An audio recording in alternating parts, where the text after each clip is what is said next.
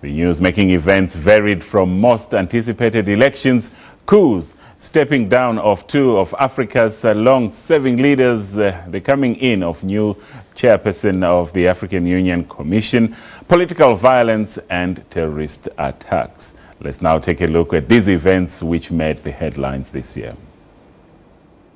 The continent saw several African countries holding key elections which made news headlines. On the 8th of February, Somalia held presidential elections. The elections had been postponed several times since August 2016. The 28th African Union Assembly elected Musa Faki Mahamat as the new chairperson of the AU Commission in March. Mahamat took over from Dr. Nkosazana Dlamini-Zuma. On the 10th of March, President Buhari returned to Nigeria after spending 50 days in London, where he was receiving medical attention for the yet-to-be-mentioned ailment. Again, President Buhari left Nigeria in May and spent 105 days in London for treatment. Nigeria welcomed home a group of 82 girls held captive for 3 years by Boko Haram militants. The girls were released in exchange of 5 Boko Haram leaders who were arrested. They were amongst a group of 276 schoolgirls captured in April 2014 by the militants. But over 100 of the Chibok girls remained in Boko Haram's hands. The Chibok girls have since been reunited with their families. June the 3rd, Basutu headed to the polls for the third time in just 5 years. This after a successful vote of no confidence to the then Prime Minister Bakari Tamusisidi. Former Prime Minister Tom Tabani's party, All Basutu Congress, received the most parliamentary seats. Tabani was inaugurated as Lesotho's Prime Minister. June the 15th, a day before he was inaugurated, his estranged wife, Dipulelo Alice Tabani, was shot and killed. For Endimba, Toivo ya Toivo. In the same month, Namibian anti-apartheid activist, politician and political prisoner died. 92-year-old Toivo ya Toivo was honored with a hero's funeral. The 22nd of June, Botswana's former president Sekitumile Masire died in Bukamuso Private Hospital. Rwandans also went to the polls to elect a new president on the 4th of August.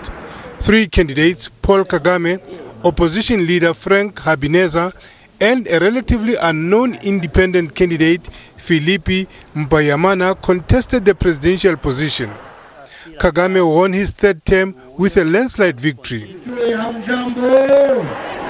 Kenya had the most interesting election on the 8th of August. It was a highly contested election with two of the country's political heavyweights, President Uhuru Kenyatta of the Jubilee Party and former Prime Minister Raila Odinga, contesting for presidency. Kenyatta won by 54% and Raila Odinga got 44%. This was to be nullified by the country's Supreme Court, which ordered an election rerun. Kenya's Electoral Commission announced Kenyatta as the winner following a rerun by 98%. Kenyatta was inaugurated as the country's president in November. Angolans also held their presidential elections in August.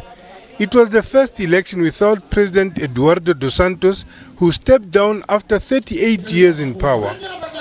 Juan Manuel Goncalves Lorenzo was sworn in as the third Angolan president since independence. On the 5th of September, Lesotho Defense Force Chief Commander Juan Tlemutsumutsu was killed by the rival soldiers within the army. On June 25, 2015, former Lesotho Army Commander Maparangwe Mahau was shot and killed by rival soldiers in the army. October the 14th, Somalia's capital Mogadishu experienced a terrific bomb explosion that killed at least 300 people and seriously injured hundreds of others. The attack was blamed on militant group Al-Shabaab. And finally, in the neighboring Zimbabwe, on the 21st of November, following a military intervention, Zimbabwe's President Robert Mugabe resigned as the president of the country after 37 years in power. Zimbabwe's finance minister, Ignatius Chombo, was arrested and refused bail, but later granted with restrictions. Mnangagwa took over from Mugabe. He was restored by the army after Mugabe axed him as vice president. Emmerson Mnangagwa was sworn in as president of Zimbabwe on the 24th of November. Lehana Tsotetsi, SABC News.